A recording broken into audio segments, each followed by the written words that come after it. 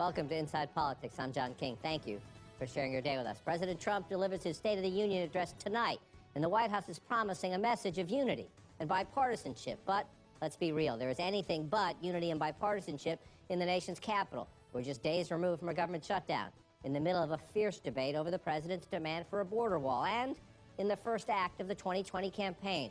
So even if there are bipartisan moments tonight, it would be wise to question their shelf life. Let's take a closer look at the moment. The biggest change tonight you will see right away. This was the House of Representatives when the president spoke last year, a Republican majority.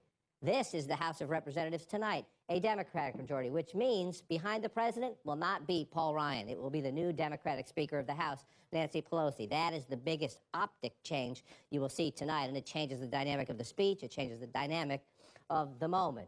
The president will speak tonight from a position that you cannot describe as strength. He is weakened as a president. 42% his approval rating among registered voters. It's been pretty static throughout the Trump presidency, right around the 40 line, down a little bit from early on, but right at 4 in 10 Americans. However, the president does have a good story to tell when it comes to the economy. That's what he wants to play up. That's his inauguration. Here's the Dow now, up. The unemployment rate, back when he took office, down now. Jobs, especially if you look at the last few months, the president can make the case the economy, because of his tax cuts, because of deregulation, he can make a strong case. The economy right now is booming. But where are we in terms of the Trump agenda? Well, let's take a look at some of that. He's trying to negotiate a trade deal with with China. Congress on the sidelines for that. He needs Congress to pass his new replacement for NAFTA. Can he get that done this year? Forget about this. This was a priority in the first 2 years of the Trump administration. We're not going to replace Obamacare with Nancy Pelosi as the Speaker of the House. Infrastructure, one applause line tonight, most likely. Build the wall. That is the big divide here in Washington right now. And the president sometimes talks about paid family leave. Republicans get nervous about that.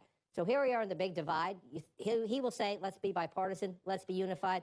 Listen to the top two leaders in the Senate. America is divided. The state of the Trump economy, failing America's middle class. The state of the Trump health care, failing American families. The state of the Trump administration, chaos. The story of the last 2 years has been one of immense policy progress for our country. The American people are less interested in Beltway melodrama and more interested in that classic question: am I better off now than I was 2 years ago?